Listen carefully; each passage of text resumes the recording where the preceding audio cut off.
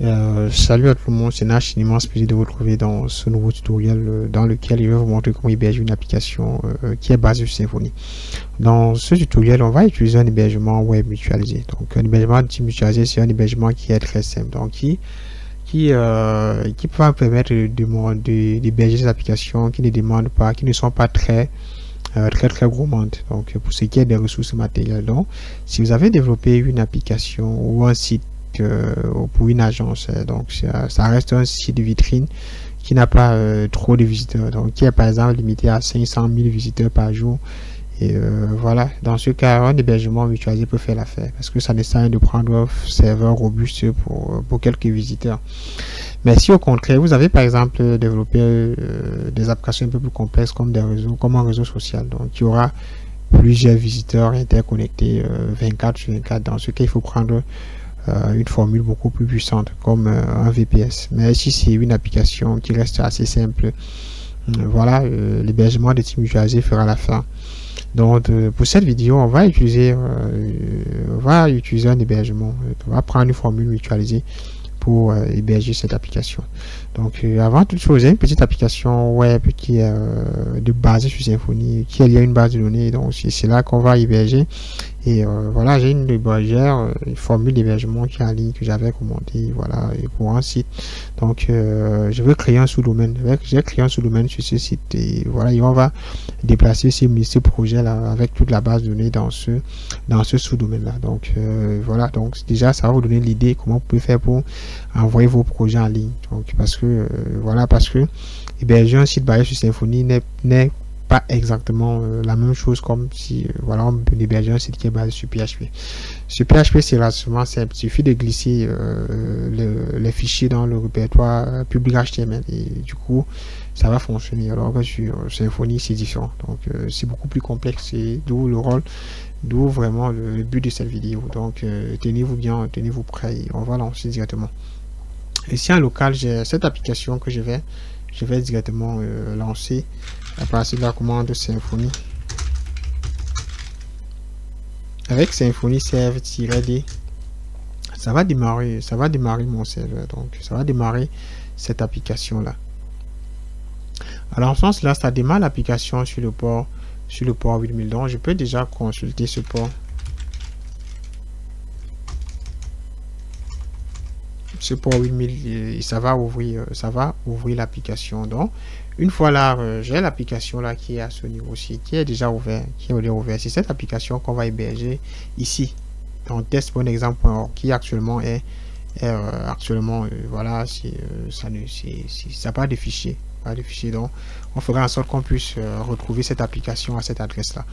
L'application, c'est une application qui est c'est un site qui est relativement simple. Donc c'est lié à une base de données, voilà, ça un blog et tout le reste. Donc et pour ce qui est de la base de données, si on se rend là dans le dossier .f, on peut constater que ici l'application est déjà en production. Donc je vais passer l'application en production. Donc, vous aussi le mettre en développement. C'est lié à une base de données. Donc à cette base de données qui est en local avec MySQL ou tout le reste. Donc on verra tout ensemble comment on va faire pour déplacer ces éléments là.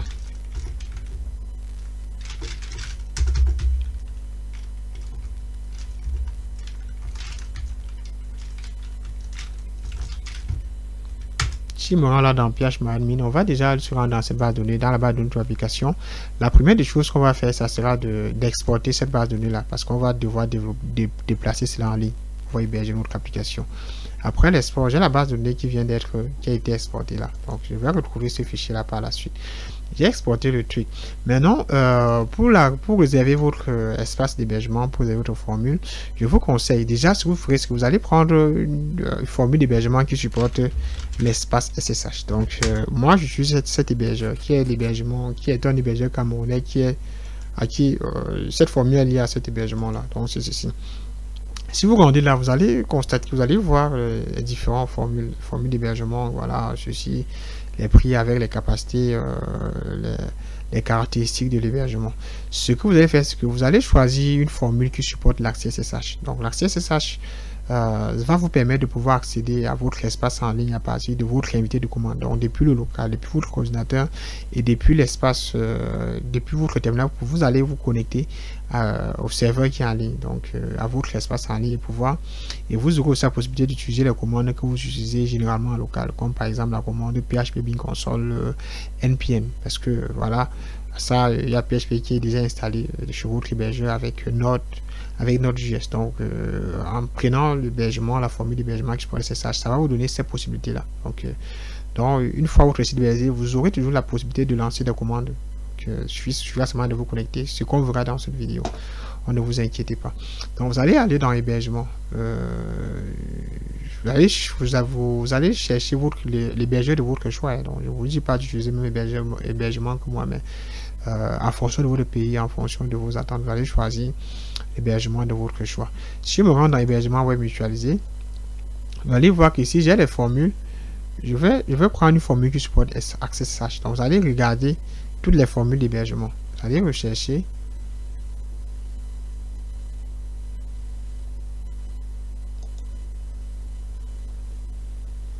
Ici, sur cette formule, vous allez constater qu'ici, j'ai deux comptes. Cette formule donne la possibilité de créer deux comptes avec SSH. Donc, vous allez chercher cette formule qui a cette caractéristique, donc SSH. Celle-ci a la possibilité, ainsi que la deuxième, donc ainsi que la quatrième autant, la troisième autant pour moi même la deuxième, alors qu'ici vous n'avez pas l'accès, la possibilité d'avoir cet accès là. Donc j'ai déjà réservé l'hébergement. Vous allez vous allez héberger vous allez acheter votre formule d'hébergement. Si vous êtes par exemple en France, si vous rendez par exemple chez LWS, vous allez retrouver aussi des formules qui ont cette possibilité là. Donc vous allez prendre l'hébergement de votre choix. Voilà.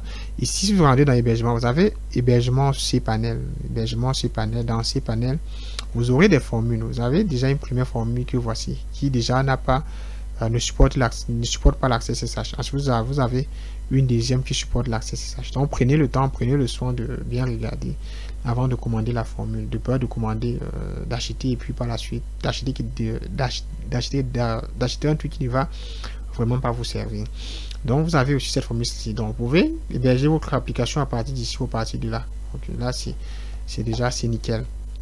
Maintenant, pour l'explication, vous allez réserver votre espace d'hébergement. Après cela, je vais me rendre directement dans mon hébergement. Dans mon hébergement, je vais lancer directement vers la création de la base de données.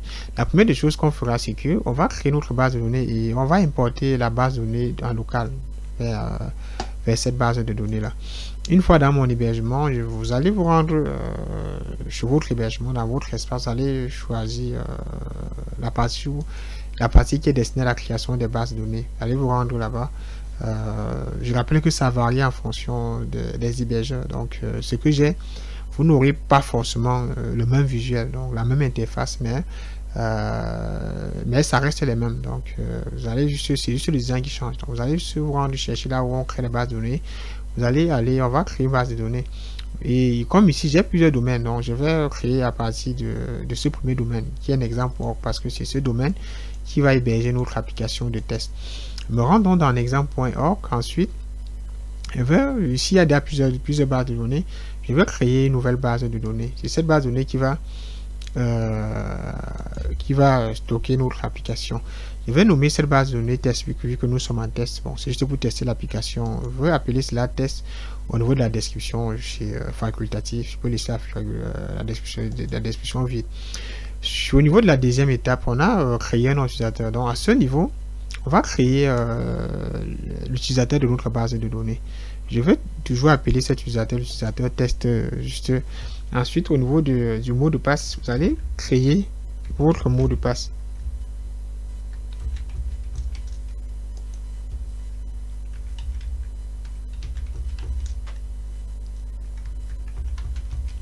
Ensuite, au niveau des privilèges, on va cocher tous les privilèges. Donc, ça va permettre à donner la possibilité de créer, modifier, supprimer, baser notre base de données.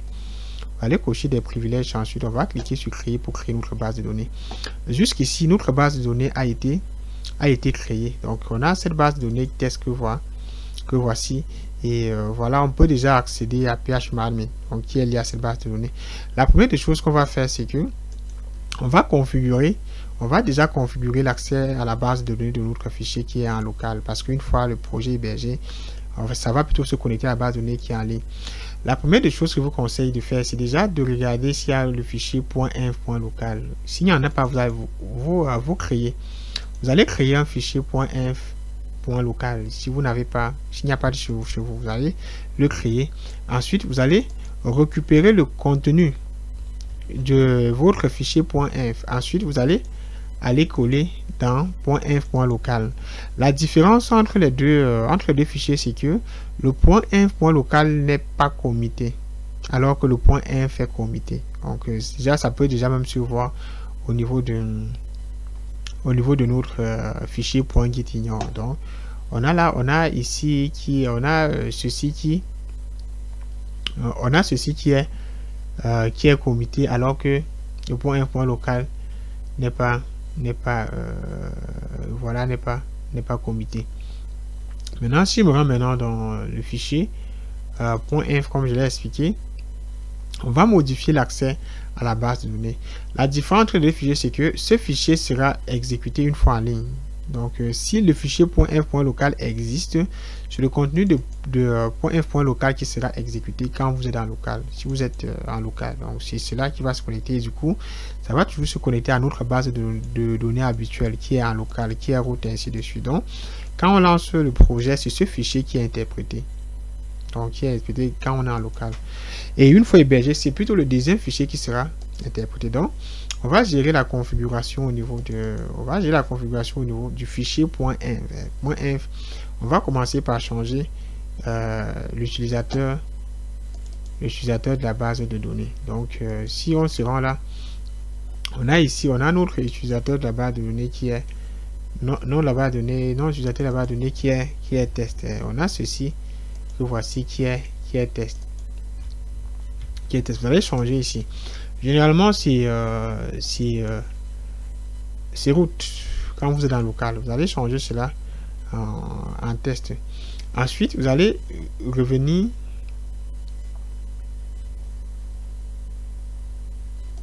donc ici, on a le fichier .inf.local et .inf. Donc, on va modifier le fichier de contenu de la connexion à base de données du fichier .inf. Au niveau du nom d'utilisateur de la base de données, on va récupérer le nom d'utilisateur de notre base de données, celui de la base de données qu'on a créé en ligne. On va modifier route par ce nom-là. Ensuite, après les deux points, on va entrer le mot de passe. Donc, le mot de passe de notre base de données. Le mot de passe, c'est celui-ci. C'est le mot de passe que je venais de créer. À ce niveau, c'est le mot de passe qu'il faut entrer. Au niveau du nom de la base de données, ici, vous allez entrer le nom de votre base de données. Vous allez récupérer cela, ce qui est en ligne. Donc, le nom de la base de données, on a ceci.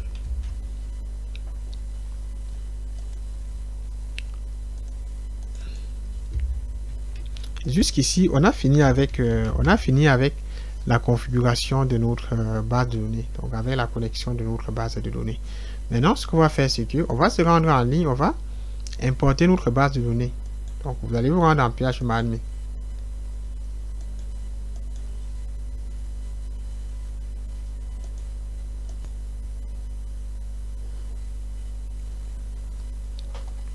Donc, déjà, à ce niveau, je suis au niveau de notre base de phMadmin. Donc, qu'on avait. Au niveau de la base de données que j'ai créée. Voilà, ici, nous sommes dans la base de données. La première des choses qu'on va faire, c'est qu'on va importer la base de données que je venais d'exporter en local, la base de données de notre projet. Donc, pour l'importer, je m'en vais dans Import et puis je sélectionne le fichier de la base de données. Donc, le fichier que j'ai importé, le fichier de notre base de données, ensuite, je l'importe. Donc, je l'importe en ligne. Donc, c'est pour avoir les mêmes données qu'on a en local. Voilà, et en ligne. Mais ici, c'est une base de données test. Donc, dans votre cas, je vous conseille déjà de supprimer les éléments de la base de données avant d'importer ou d'éviter les tables. Parce que généralement, en local, c'est du contenu test. Généralement, la base de données qu'on a en local, c'est juste pour tester. Donc, à ce niveau, on a déjà notre base de données qui est bien en ligne avec des catégories, des commentaires avec les utilisateurs, avec 2 utilisateurs, je sais pas, ainsi de suite. Donc, j'ai importé l'autre base de données, la base de données qui était à local. Donc là, déjà, on a déjà notre base de données qui est en ligne. Donc, maintenant, à ce niveau, après l'import de la base de données, ce qu'on va faire, c'est qu'on va faire une petite configuration au niveau de notre projet avant de l'envoyer en ligne. Ce que vous devez faire, c'est que vous allez vous rendre dans le dossier public et regarder s'il y a le fichier .htasex. Donc, c'est ce fichier-là qui va gérer le truc, le routeur. Donc, qui va gérer la réécriture du URL. Donc, vous allez regarder si vous avez ce fichier. Si dans votre cas, vous ne retrouvez pas ce fichier, vous devez l'ajouter. Et pour l'ajouter, c'est assez simple. On l'ajoute à partir de Apache Pack. Donc, vous allez installer un bundle qui va... Et après l'installation de ce bundle, vous aurez ce fichier-là. Donc, vous allez vous rendre dans Apache Pack Symfony.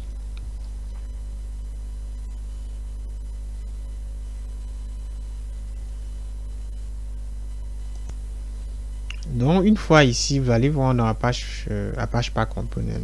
Voilà, ici, là, vous avez cette commande que vous allez lancer, Composer et Composer Install require Symfony / Apache Pack. Donc, si vous n'avez pas ce fichier, en lançant cette commande dans votre projet, ça va installer automatiquement ce fichier là. Donc, vous allez faire après l'installation de ce fichier. Je crois que jusqu'ici c'est bon. Après l'installation de ce fichier, ce qu'on va faire, c'est qu'on va héberger, on va se servir de Git, donc de Git pour héberger notre projet. La première des choses qu'on va faire, c'est que on va déplacer ce projet en local pour l'envoyer dans un repository Git en ligne. Donc dans git.com, on va aller créer un repository et puis déplacer ce fichier là. Et pour ce qui est du déplacement, on va déplacer avec des dépendances une fois. Donc on va embarquer le projet avec le dossier vendor. Donc le dossier vendor avec le dossier Node module avec toutes les dépendances. Parce que vous pouvez toujours l'installer une fois dans votre hébergeur, parce que là-bas vous aurez aussi la commande composer avec npm. Hein. Généralement, dans la plupart des cas, parfois en ligne, il faut beaucoup de configuration parce que très souvent, votre version de composant en local n'est pas forcément celle qui est installée en ligne. Parfois, vous pouvez vous retrouver avec quelques erreurs, version de composant pas compatible ou notre module pas compatible et tout le reste. C'est pourquoi déjà, je vous conseille d'embarquer tous les dépendances. Donc, ça vous évitera une fois en ligne de relancer encore la commande composer. Donc en déplaçant l'ensemble, ça permet à ce qu'on déplace entièrement le projet. Qu'une fois sur l'hébergeur, qu'on n'est plus à dire qu'on veut installer des dépendances. Et pour déplacer, la première des choses à faire, c'est après, là on a géré la configuration de la base de données.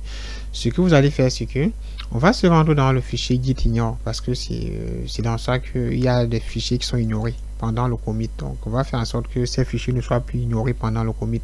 On a premièrement le dossier vendor qui est ignoré. Donc on va décommenter le dossier vendor parce qu'on souhaite envoyer le projet en ligne avec les dépendances. Il y a aussi le dossier Node module que voici, qu'on va aussi l'ignorer, ça regroupe les dépendances npm. On a aussi le dossier public / build pour les builds. Si vous utilisez Webpack encore, donc vous allez décommenter ça. Qu'est-ce qu'il y a encore à décommenter? Vendor, c'est bien. Jusqu'ici déjà c'est bien. Après avoir décommenté cela, vous allez enregistrer. Ensuite vous allez faire un git add. Vous allez ajouter. Vous allez faire un git add. Après la modification du fichier pour un git ignore. Après le git add, vous allez faire un commit. -m. Ici, je sais pas, on va dire fin du projet ou peut-être c'est pas hébergement. Ici, c'est le message qui est lié au commit. On va faire git commit m. Ensuite, on va mettre tout simplement hébergement. Jusqu'à ce niveau-ci, c'est bien. Donc, on a configuré Git, on a embarqué le projet. On va embarquer avec le dossier vendor et le dossier Node module. Du coup, on a commenté ces lignes-là. Maintenant, ici, c'est déjà bon.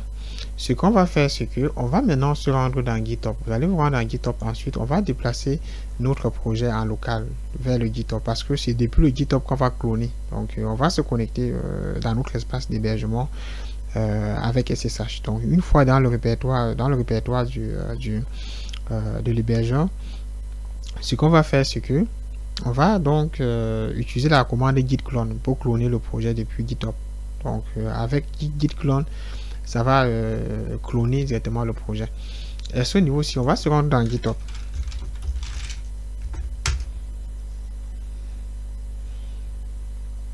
Ici, dans GitHub, on va se rendre dans Repository.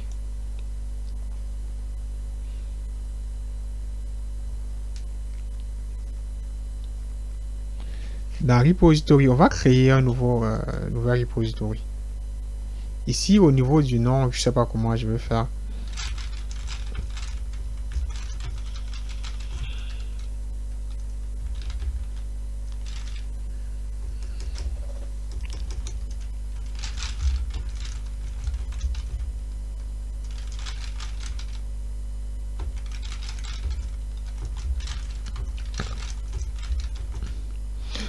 Je vais appeler cela Symfony Tuto App. Je sais pas trop.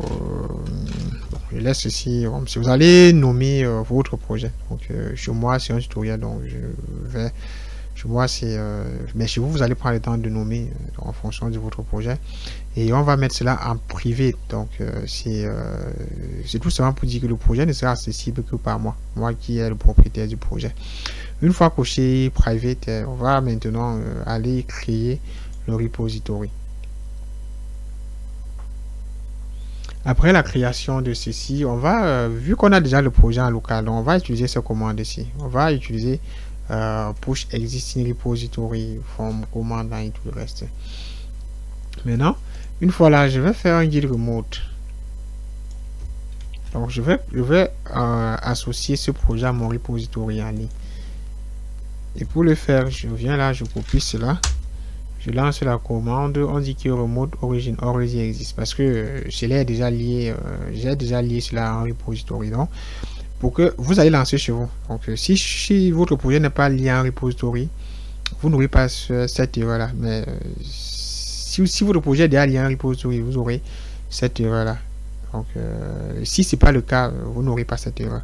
Donc, comme chez moi, c'est déjà lié en repository, je vois cette erreur. Donc, je dois d'abord supprimer le repository existant avant de relancer de nouveau. Et pour supprimer, on passe par la commande git remove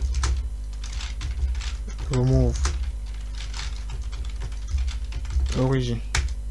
À ce niveau, jusqu'ici c'est bon. Donc j'ai supprimé l'espace distant qui était lié à cela. Et puis je reviens, je relance la commande. Ici c'est nickel. Là déjà ça fonctionne. Maintenant, ici, on va passer à la deuxième commande. Je rappelle que vous allez utiliser le deuxième cas parce qu'on a déjà un projet en local. C'est pas comme si ici, c'est quand on veut créer une fois en ligne. Mais ici, on a déjà le projet en local. Donc, je reviens là. Je relance la deuxième commande.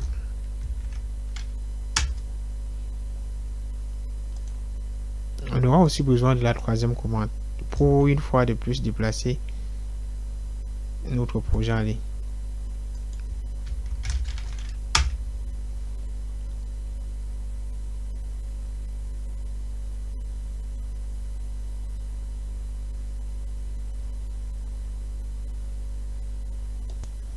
Maintenant, ici, c'est bon. Jusqu'ici, c'est bon. Donc, si je me reviens maintenant là au niveau d'ici, si j'actualise de nouveau, je dois ouvrir directement le projet. Donc, on a le projet. Maintenant, après, vous allez constater qu'ici, maintenant, on a le dossier vendor donc, qui a été embarqué avec notre projet. Comme je l'expliquais, on a aussi le dossier node module. Donc, ici, on a le projet complet. Ce qui suppose que si quelqu'un essaie de cloner, si vous clonez le projet directement ici, vous n'aurez plus besoin d'utiliser la commande np install et composer rec ou composer install pour installer la dépendance parce que le projet était embarqué avec les dépendances. Maintenant ici c'est bon, on a déjà le projet. Maintenant ce qu'il faut maintenant faire, c'est que on va maintenant cloner le projet dans notre espace d'hébergement. Dans notre espace d'hébergement d'hébergement en ligne. Pour ce qui est de la base de données, on a fini avec la base de données. Donc la base de données est déjà en ligne. On a déjà déplacé la base de données en ligne. Maintenant, ce qui reste à faire, c'est de déplacer, de déplacer le projet en lui-même. On va de nouveau. Donc ici déjà, je suis encore dans mon espace d'hébergement. Donc on va actuellement se connecter avec notre accès SSH. Donc une fois dans l'espace d'hébergement, vous allez rechercher votre espace SSH. Donc comme je vous l'ai dit, si vous avez pris une formule qui vous donne accès à SSH, vous aurez dans les paramètres espace SSH. Donc dans d'autres cas, ces accès vous seront envoyés par email. Donc vous allez recevoir cela par l'email, et dans d'autres cas, c'est en fonction des hébergeurs. Mais dans d'autres cas, vous aurez cela au niveau de votre cPanel, de votre espace d'administration de l'hébergement. Donc une fois là, vous allez chercher SSH. Donc dans SSH, vous allez cliquer sur SSH et vous allez voir les différents domaines que vous avez chez votre hébergeur. Pour ce qui me concerne, c'est voilà, c'est celui-ci. Donc celui du premier nom de domaine. Je clique sur gérer les comptes SSH et là j'aurai donc les identifiants. Donc j'ai déjà les deux accès SSH, donc les deux comptes SSH. Donc ici je peux afficher les détails de connexion à mon compte SSH. Donc déjà ici j'ai le nom d'utilisateur du SSH. Ensuite j'ai le mot de passe. Donc on aura besoin de ce nom là pour se connecter, et du nom de domaine, comme je vous l'ai dit, c'est lié à nexam.org. Donc j'ai créé un sous-domaine, mais le domaine principal de l'application reste nexam.org. Donc c'est celui-ci. Donc ici à ce niveau, ce qu'on va faire, c'est que on va se rendre au niveau de notre terminal. Donc si vous êtes sur Windows, vous allez si vous avez une version de Windows supérieure ou égale à la version 10, donc vous avez Windows 10, vous avez directement la commande SSH qui est implémentée, donc qui vient avec Windows 10, Windows 11, Windows 12. Vous avez SSH, donc vous pouvez déjà utiliser la commande SSH. Mais si vous êtes sur Windows XP, Windows 7 et Windows 8, par défaut, vous n'aurez pas cette commande là. Donc il va falloir installer la commande. Vous allez télécharger un logiciel qui va vous permettre d'installer le SSH. Donc si vous n'avez pas d'idée, vous pouvez regarder sur Google comment installer commande SSH sur Windows. C'est pour ceux qui ont une version de Windows inférieure à Windows 10. Et comme je suis sur Windows 10, ça suppose déjà que je bénéficie déjà de cette commande. Donc au niveau de la commande, vous allez entrer SSH. Ensuite, vous allez entrer votre nom de domaine. Le mien, c'est nexam.org. Vous allez entrer votre nom de domaine suivi de @. Ensuite, vous allez entrer le nom. Non, bon, j'ai fait une confusion. Vous allez déjà commencer par entrer votre nom, le nom d'utilisateur de votre espace SSH, donc de votre compte SSH. Comme voici le mien. Ensuite, vous allez entrer @. Ensuite, vous allez entrer votre nom de domaine. Le mien, c'est nexam.org. Donc, si c'est lié à un sous-domaine, si c'est dans un sous-domaine que vous allez héberger, vous entrez le nom de domaine principal. Vous allez entrer votre nom de domaine. Après, vous allez entrer sur entrée. Vous tapez sur entrée. On va demander, voilà, on aura ceci. On demande si on souhaite continuer. Allez entrer ici. On a un petit problème. Je vais revenir là, je relance la commande.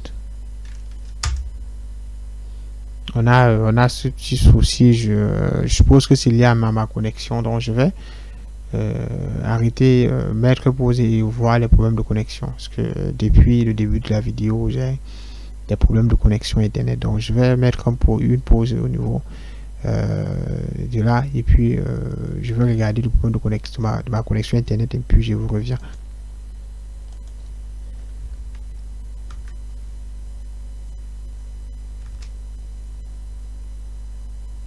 Ici j'ai toujours le même problème.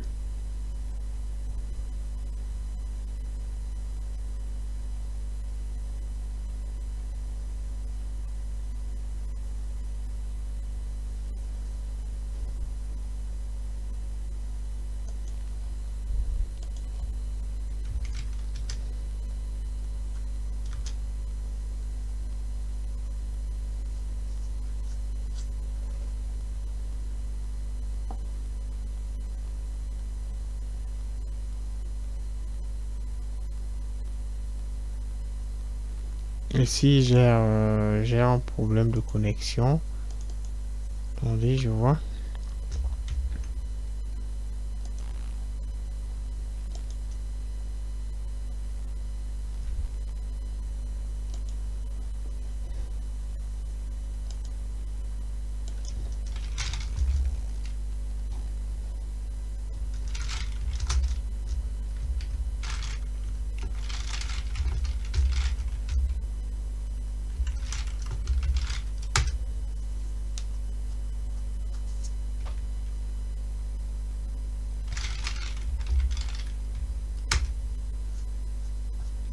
Ici maintenant, ici jusqu'ici c'est déjà bon. Ici on demande le mot de passe. Donc vous allez ici on demande le mot de passe. Donc pour pouvoir me connecter à cet espace, je dois fournir le mot de passe. Donc le mot de passe, je dois fournir ce mot de passe pour pouvoir me connecter.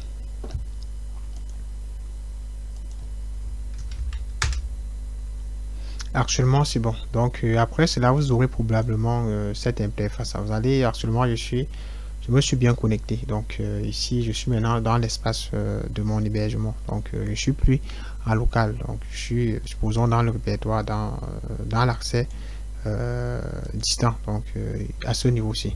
Donc là, je peux déjà vérifier le contenu de mon répertoire principal sur mon hébergement.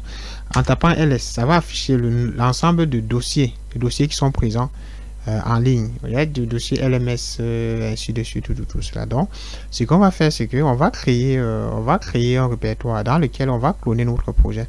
Pour créer le répertoire, on va passer par la commande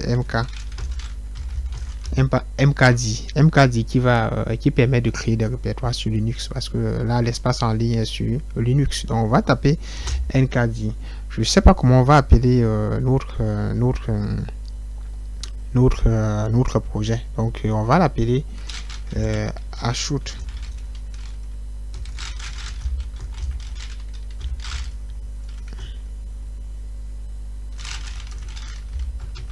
Ashoot-app. Donc si je crée ce répertoire là en tapant sur entrée, ça va créer ce répertoire là. Si je reviens lancer ls, là maintenant on aura maintenant ce répertoire qui sera créé.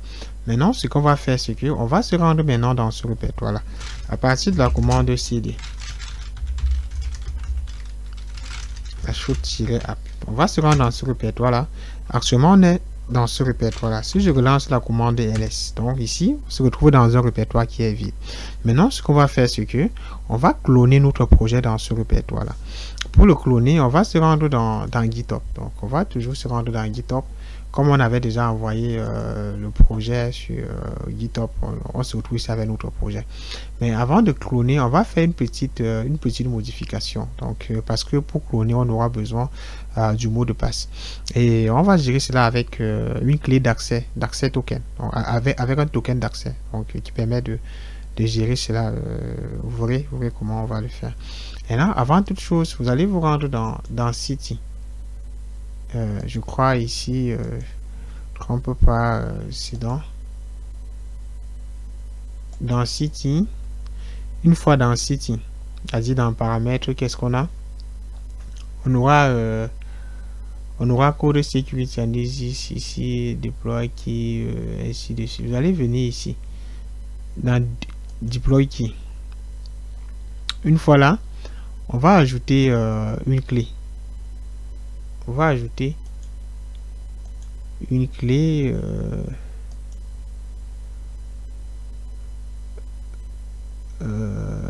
attendez voir, j'espère vraiment que c'est ici.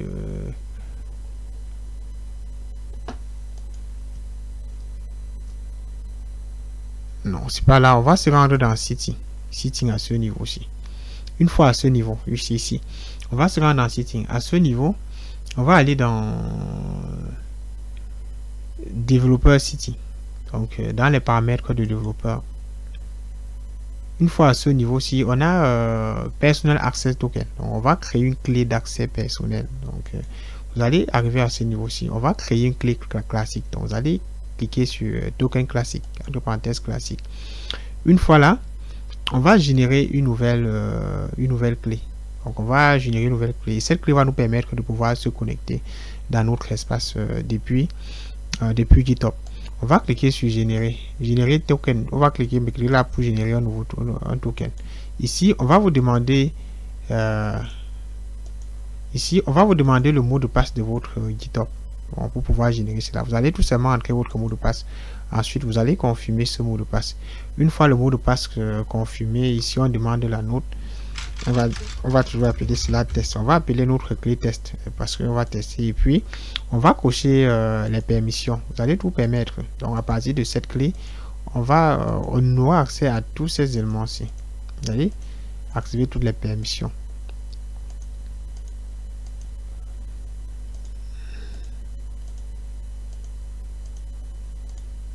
Une fois l'ensemble actif, vous allez cliquer sur générer pour générer la clé d'accès. Donc, je rappelle que cette clé va nous permettre, comme je l'ai dit, de pouvoir accéder à notre guide depuis le serveur. À ce niveau, on a cette clé qui a été générée. Donc, je vais copier cette clé. Actuellement, je peux la laisser visible parce que après la vidéo, je vais supprimer. Donc, n'essayez pas d'utiliser la même clé que moi. Donc, je peux laisser cela visible pendant la vidéo tout en sachant qu'après la vidéo je peux changer ce mot de passe. Donc voilà, donc n'essayez pas après d'essayer de réutiliser les mêmes clés que moi parce que ça va pas fonctionner. Une fois vous allez copier la clé parce que ça va nous aider. Ensuite on va se rendre, attendez, je vais copier quelque part dans bloc-notes. Vous allez conserver cette clé-ci parce que ça nous sera utile pendant quand on va vouloir connaître le projet. Ensuite, on va maintenant se rendre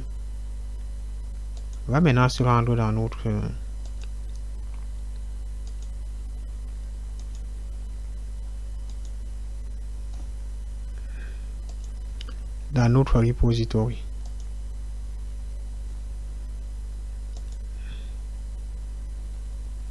On va maintenant cloner. Donc, on va copier le lien, ce lien-ci. Puis on va cloner au niveau de notre hébergeur. On va cloner dans notre répertoire qu'on venait de créer, dans notre répertoire shootout. Donc pour cloner, on va utiliser la commande git clone. On va cloner depuis où? Depuis notre repository. On va cloner le projet depuis ici. Si je lance la commande, on me demande le username. Donc je dois entrer le username de mon GitHub. Mon username c'est nash-dev-code. Dans votre cas, vous allez entrer le nom d'utilisateur de votre GitHub. Ensuite, vous allez lancer. Ensuite, on va demander le mot de passe. Et j'ai même fait une erreur. On devait cloner dans le répertoire. Donc, dans le répertoire racine. Donc, mais là, c'est pas grave. On va aller ainsi. Ici, on demande le password. Au niveau du mot de passe, n'utilisez pas votre mot de passe, le mot de passe de votre compte GitHub parce que ça ne va pas fonctionner. Donc, vous allez utiliser la clé d'accès qu'on venait de créer au niveau de GitHub comme mot de passe. Vous allez entrer cette clé puis vous allez exécuter. Après l'exécution, on a notre projet qui est en train d'être cloné. Donc là maintenant, c'est en cours. Là maintenant, on a le projet qui est déjà cloné. Donc dans notre espace d'hébergement, dans notre répertoire, on a déjà ce projet qui existe déjà. Si je relance la commande ls, ici on a le dossier Symfony Tuto App qui a été créé, donc qui est le répertoire qui est lié au dossier de notre ici. Donc ça a cloné, ça enregistré dans le répertoire Symfony Tuto App. Donc maintenant on peut entrer dans ce dossier là, partie de CD. De partie de Symfony Tuto _app. Et là actuellement je suis maintenant dans ce répertoire là. Une fois dans ce répertoire, si je lance la commande ls, en lançant la commande ls, on se retrouve là avec nos différents fichiers, donc les différents fichiers de notre projet. Donc jusqu'ici on a cloné le projet. On a déjà le projet qui est en ligne donc, chez notre hébergeur. Maintenant, ce qu'il faut maintenant faire, c'est qu'il faut maintenant considérer, il faut maintenant paramétrer. Il faut quelques petits paramétrages pour que notre sous-domaine puisse se connecter à notre projet. Et pour le faire, on va maintenant, pour qu'il puisse arriver à ce niveau-ci, donc pour le faire ici, c'est que ce qu'on va maintenant faire, c'est que on va permettre à ce que ça puisse exécuter à partir du dossier public, parce que sur Symfony, l'application est démarrée à partir du répertoire public. Donc, on va lier notre sous-domaine au répertoire public. Comme ça, en tapant le sous-domaine, ça exécute dans ce projet-là. Chez les hébergeurs, vous avez ce qu'on appelle les trucs, les répertoires web. Donc, le répertoire web, ça permet de définir le répertoire qui sera utilisé par un sous-domaine, le répertoire principal du sous-domaine. Donc, par défaut, généralement, chez les hébergeurs, c'est le dossier public HTML. Dans public HTML, ça exécute automatiquement le fichier index.php, index, ça soit index.php ou index.html. Maintenant, dans ce cas, comme c'est un cas un peu spécifique, c'est Symfony. Symfony s'exécute à partir du répertoire public. Donc, dans le répertoire public, on a généralement un fichier index.html. Donc, quand on exécute, c'est ce fichier-là qui est démarré automatiquement. Ensuite, ça va maintenant se charger de charger tous les routes du contrôleur. Donc, c'est ce fichier-ci. Donc, on va paramétrer. On fera en sorte que en lançant ce lien, ça puisse interroger directement le dossier public de notre répertoire, chez l'hébergeur. Maintenant, ici, ce qu'on va faire, c'est qu'on va paramétrer cela. On va aller dans répertoire. Dans le répertoire web, finalement, c'est le répertoire web. Donc voilà, vous devez chercher cela chez votre hébergeur. Et avant aussi, vérifier si c'est déjà possible avant de commander. Dans le répertoire web, une fois dans le répertoire web, on va maintenant modifier cela. Dans le répertoire web, on va se rendre dans notre formule laquelle héberge notre projet. On va sélectionner ça. Une fois sélectionné, on va chercher notre sous-domaine. Donc, j'ai le sous-domaine qui est test.example.org. C'est celui-ci qu'on avait créé, qui est ceci. Là, ce sous-domaine dont on le retrouve à ce niveau-ci. On va changer maintenant le répertoire. On va cliquer ici sur changer de répertoire. On va sélectionner le répertoire dans lequel on souhaite lancer notre application.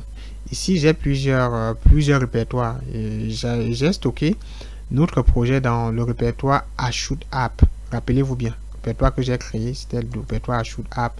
Et dans Ashoot App, quand on a cloné le projet, c'est enregistré dans le répertoire Symfony App Tuto. On va se rendre dans ce répertoire et puis on va sélectionner notre répertoire public. Donc, c'est public. Donc, public parce que l'application doit démarrer à partir de ce répertoire. En choisissant cela, je clique sur sauvegarder. Et puis là, déjà, c'est déjà bon. Donc, j'ai changé le répertoire. Le répertoire, là, dans test.example.org, ça démarre à partir de tuto, à partir de ce répertoire, c'est /public. Donc, jusqu'ici, c'est déjà bon. Ici, il y a aussi une chose à faire, c'est-à-dire, si vous êtes sur un Symfony récent, donc sur une version de Symfony qui est récente, vous allez déjà vérifier la version de PHP parce qu'il va falloir passer PHP à PHP 8, sinon vous aurez des erreurs d'exécution. On va dire que la version de PHP n'est pas suffisante. Donc, vous allez chercher l'emplacement où on modifie la version de PHP. Bon, ici dans cet hébergeur, c'est dans le php.ini. Donc, ça peut varier. Vous pouvez voir dans votre menu version de PHP, changer la version de PHP ou ainsi de suite. Mais vous allez trouver l'endroit où vous allez changer la version PHP, y compris pour le répertoire web. Donc, vous allez changer le répertoire web, c'est-à-dire lier votre sous-domaine directement à un répertoire spécifique, c'est-à-dire au répertoire que vous avez, dans lequel vous avez enregistré votre projet. Maintenant, si je me rends maintenant dans, j'ai dit php.ini, vous vous rendez dans php.ini.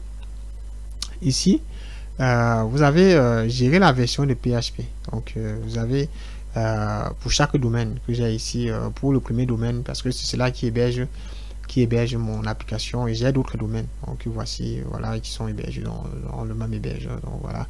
Et ça concerne celui-ci. Je clique sur gérer la version PHP.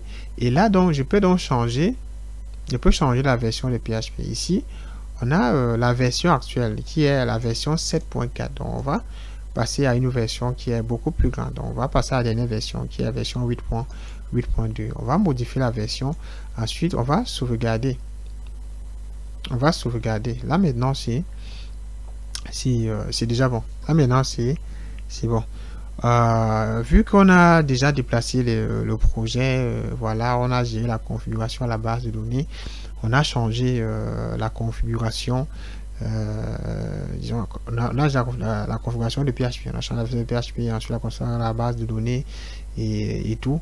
Ça suppose maintenant que déjà, si on se rend maintenant dans notre truc, si on actualise, comme on a changé de répertoire, ça doit normalement fonctionner.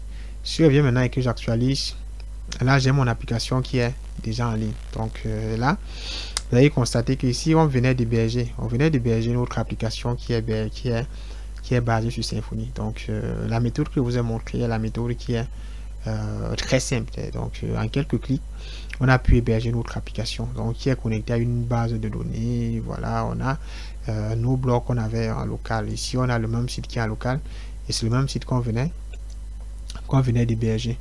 Donc vous allez voilà, ici on a hébergé notre application qui est nickel, qui fonctionne très bien avec la traduction, voilà, tout ça, donc et tout. Et après l'hébergement, vous allez tester, il faudra tester pour voir ce que toutes les routes donnent. Maintenant ici on a utilisé SSH donc, pour héberger notre application. Ici on a toujours accès à SSH et je rappelle que ici vous avez accès aux commandes, à toutes les commandes. Donc pour notre test, on a envoyé le projet en ligne de manière complète, mais vous pourriez toujours l'envoyer sans le répertoire vendor et sans le répertoire notre module. Et une fois connecté, vous pouvez, si je tape par exemple Composer, vous pouvez toujours vous rendre dans le répertoire en ligne et puis vous tapez par exemple la commande Composer, silence comme Composer. Vous voyez que là on a bien Composer qui est installé, on a bien Composer qui est bien en local. Donc vous pouvez toujours faire un Composer install, un npm et tout le reste. Donc en local, j'ai voulu être simple, donc cloner une fois avec les dépendances pour éviter des problèmes de voilà, où la version de Composer n'est pas suffisante parfois. Ça arrive, hein, donc ça arrive ce genre de problème. Et vous pouvez soit si vous avez envoyé sans des dépendances, par exemple consulter le support de votre hébergement, de votre hébergeur pour voilà, pour trouver des solutions à vos questions. Donc voilà, on est arrivé à terme de ce tutoriel et je rappelle que pour la commande, bon, pour la formule de SSH, on a pris SSH généralement tout simplement parce que voilà, c'est pour faciliter l'hébergement. Donc c'est pour cloner facilement parce que le projet Symfony, c'est un projet qui est déjà très grand. Donc ça a plusieurs fichiers et avec Git déjà, ça va déjà vous donner la possibilité de pouvoir faire des modifications facilement. C'est-à-dire si vous modifiez votre projet en local, vous allez facilement récupérer cela chez votre hébergeur, seulement en vous connectant avec SSH. Et voilà. Donc si vous faites une modification en local, vous allez après vous allez faire un git push. Vous allez faire un push sur votre GitHub. Une fois le push fait sur GitHub, vous allez maintenant revenir sur votre hébergement. Sur votre hébergeur, vous connectez par Access SSH dans le répertoire de votre projet. En faisant maintenant un git pull, ça permet de récupérer les mises à jour, uniquement des mises à jour, sans avoir à déplacer encore entièrement le projet. Donc c'est donc justement ça le rôle de Git dans ce cas-là, pour ce qui est de l'hébergement. Alors que si vous aviez utilisé par exemple FileZilla pour déplacer le projet, parce que avec FileZilla c'est aussi possible. Et si vous avez déplacé par exemple le projet avec FileZilla, c'est que voilà, c'est que à chaque fois qu'il y aura une modification, et comme en installant une dépendance sur un projet en local sur Symfony, parfois ça génère plusieurs fichiers et il serait difficile pour vous de déterminer les fichiers qui ont été ajoutés et pouvoir les déplacer directement dans le projet, parce que sur FileZilla, après mise à jour, il faut glisser le dit projet dans le projet. Faut le glisser sur FileZilla pour que ça puisse envoyer en ligne. Donc sur FileZilla, ça doit être compliqué. Ou par exemple, ou soit à chaque mise à jour, vous allez complètement changer le projet vous allez complètement changer le code source. Donc soit supprimer encore entièrement le projet et envoyer encore de nouveau. Donc avec FileZilla, c'est très pénible. C'est pourquoi donc c'est plus facile. Pourquoi déjà c'est plus facile d'utiliser l'accès SSH, parce qu'avec ça vous allez bénéficier des commandes que vous avez en local, la commande Composer, la commande PHP Bin Console. Donc si jamais vous décidez de faire un cache clear, donc vous avez fait mise à jour et que vous pouvez faire un cache clear, vous allez toujours utiliser la commande PHP PHP bin /console, et puis ça va fonctionner. Ça va fonctionner comme si c'était en local. Donc, vous pouvez aussi faire passer l'application en mode dev, et ça va toujours fonctionner comme si c'était en local. Et vous allez toujours continuer d'utiliser les mêmes commandes que vous utilisez en local en ligne, donc sur l'espace d'hébergement. Donc, déjà, j'espère que la vidéo vous a aidé. Si vous n'êtes pas déjà abonné, déjà je vous suggère de le faire parce que ça contribue au référencement de la chaîne, et aussi à liker la vidéo si c'est pas encore le cas, et à partager avec vos amis. Donc pour moi, ça a été un immense plaisir de vous enregistrer ce tutoriel. J'espère vraiment que ça vous a aidé, et si dans votre hébergeur vous avez des difficultés, je vous suggère déjà de consulter le support technique, parce que chaque hébergement a un support technique à qui, quand on a un problème, vous avez un problème, n'hésitez pas à les contacter. Par exemple, si vous ne retrouvez pas le dossier répertoire web qui permet de changer, qui permet de lier un nom de domaine à un répertoire spécifique, et vous pouvez seulement vous renseigner sur votre hébergeur, seulement en détaillant votre problème, parce que dans certains cas il y a des problèmes de communication. Donc le support doit vraiment comprendre de quoi il est question pour pouvoir vous aider. Pour changer la version de PHP.ini, la version de PHP, vous aussi vous renseigner si vous ne retrouvez pas cette option dans votre espace d'hébergement, parce que parfois ça diffère, l'interface n'est toujours pas les mêmes. Donc, à part si vous avez choisi le même hébergeur que moi, déjà le principe ça reste assez simple. Donc la logique ça reste la même, c'est-à-dire voilà, on envoie le projet sur GitHub, et une fois le projet envoyé sur GitHub, on se connecte sur son espace d'hébergement en ligne avec l'accès SSH, et on clone ce projet là depuis GitHub. Et pour cloner, qu'est-ce qu'on fait? On crée d'abord la clé d'accès, on crée d'abord un token d'accès qui sera utilisé comme mot de passe pendant le clonage du projet depuis GitHub. Parce que pour cloner, quand vous allez utiliser, à chaque fois que vous allez utiliser une commande Git, je rappelle, à chaque fois que vous allez utiliser une commande Git depuis votre accès SSH, on va vous demander le nom d'utilisateur de votre GitHub ainsi que le mot de passe. Donc c'est pour gérer le système d'authentification. Et ici vous pouvez utiliser toutes les commandes git clone, git push, git pull. Donc ici vous pouvez toujours pusher ce projet ailleurs, parce que ça fonctionne normalement comme Git. Donc ici vous exploitez à 100% les recettes de Git. Donc c'est comme si on clonait un projet en local et on utilisait Git pour. Donc c'est le même principe. Donc le principe reste assez simple. Donc j'espère que cette vidéo vous a aidé, et que je n'explique pas trop, parce que voilà, parfois j'exagère un peu. C'est un peu cela. Donc je vais vous laisser à ce niveau, et on se retrouve dans la prochaine vidéo. Et déjà, abonnez-vous si ce n'est pas encore le cas, et une fois de plus, n'oubliez pas de liker la vidéo et de la partager. Merci.